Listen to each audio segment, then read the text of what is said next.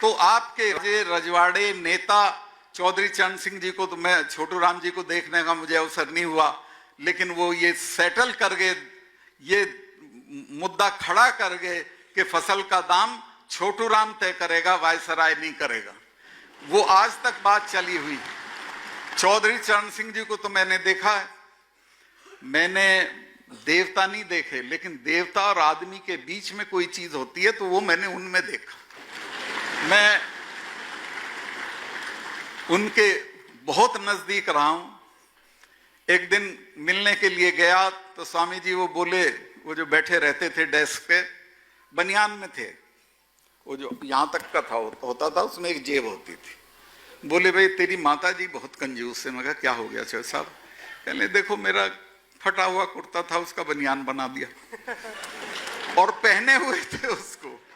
तो इतने सीधे और अच्छे आदमी थे, लेकिन एक बात उन्होंने हमें सिखाई जिसको मैं आज तक मानता हूं कि अपने वर्ग के सवालों पे कभी समझौता मत करो, उस पे बराबर लड़ते रहो। वो जवाहरलाल जी से शुरू किया उन्होंने और मुरारजी तक अपने वर्गों के लिए लड़ते रहे। नुकसान भी उठाया, फायदा भी मिला, लेकिन वो ऐसा काम करके चले गए कि उनसे बहुत चीजें सीखने की। उन्हीं ने कहा कि दिल्ली का रास्ता खेत से होके जाता है। अब तो हम इन चीजों को देखते भी नहीं है, पढ़ते भी नहीं है, सोचते भी नहीं है। तो ये जो हमारे नेता हैं, कुंभाराम जी थे, नाथूराम जी थे, गंगाराम जी थे, नई पीढ़ी को ध्यान भी नहीं है। अरे तुम्हारे पुरखों को तो खेत नाम नहीं थे, तुम्हारे तो सामंत सामान उठा के ले जाते थे, तुम्हारे ऊंट खोल के ले जाते थे। इन्होंने तीनों ने, आप एक हैरत करोगे, दिल्ली में सरकार बन रही थी, मैं नाम नहीं लूंगा, एक कैंडिडेट को कहा गया कि तुम स्पीकर हो जाओ।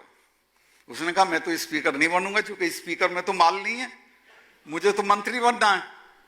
लेकिन इन तीनों ने अपनी मर्जी से रेवेन्यू का डिपार्टमेंट लिया और रेवेन्यू का डिपार्टमेंट लेके तहसीलदारों को कह दिया कि खेत पे चले जाओ, जो खेत पे हल लिए खड़ा उसके नाम जमीन लिख दो। और इन्होंने सारे मारवाड़ और शेखावाटी के किसानों के नाम जमीनें करा दी और उनको अन्याय से बाहर किया। तो एक तो इनको भूलो मत, धीरे धीरे भूल रहे हो, मैं ही करता हूं ज्यादा जिक्र। छोटू राम जी को भूल रहे हो, मैं बहुत सभाओं पूछता हूं, बताना भाई, बहुत थोड़े हाथ उठते हैं। अरे ऐसा शानदार आदमी कि जिसने जिन्ना को कह दिया हो कि 24 घंटे में लाहौर छोड़ दो, नहीं जेल भेज दूंगा, और तुम्हें वो भी याद नहीं। तो इनके बारे में पढ़ो, सीखो और इनसे ये सबक लो कि ये है हमारी एक। जब तक हम ये नहीं समझेंगे कि हमारी लड़ाई क्या, हमारे समाज की लड़ाई क्या, एक तो धरती भी खिलाफ है आपके, बाकी कौमें तो हैं ही हैं। जहां चले जाओगे 10 आदमी तुम्हारे खिलाफ साजिश करते हुए मिलेंगे, लेकिन जब अपनी एकता में रहोगे तो कोई कुछ नहीं। हम यही हम में है कि हम अपनी एकता में नहीं रहते। ये हीर रांझा किसने लिखी है भाई साहब? हीर रांझा जो लिखी थी उसका मैं नाम भूल जाता हूं। वारिस शाह ने, वारिस शाह ने आपके, मैं आपकी सिर्फ खुशामद करने नहीं आ रहा, वारिस शाह ने आपके 17 अवगुण गिनाए।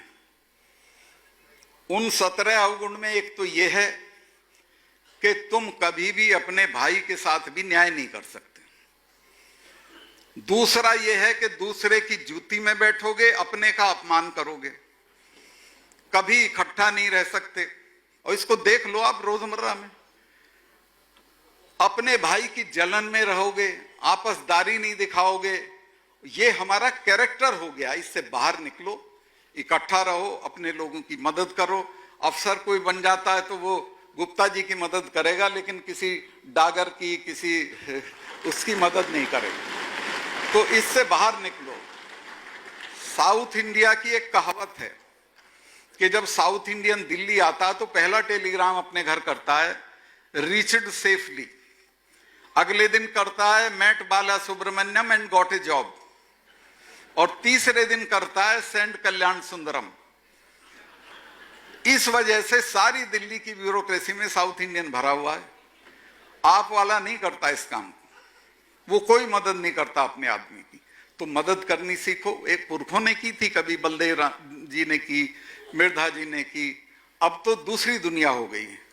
अब अपने को जाट बताते हुए शर्म आती है। बच्चों के ऐसे नाम रखने लगे ताकि पता न चल जाए कि जाट।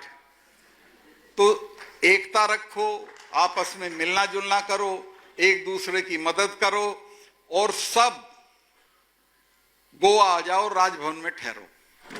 ये मेरा आखिर में न्योता है। चूंकि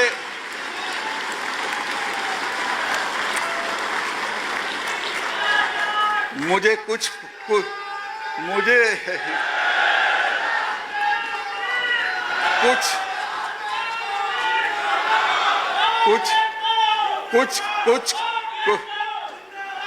पता नहीं है किस दिन तबादला हो जाए। 4 हो चुके हैं और जब तक मैं हूं तब तक कोई आप में से बचना नहीं चाहिए जो वहां आया नहीं।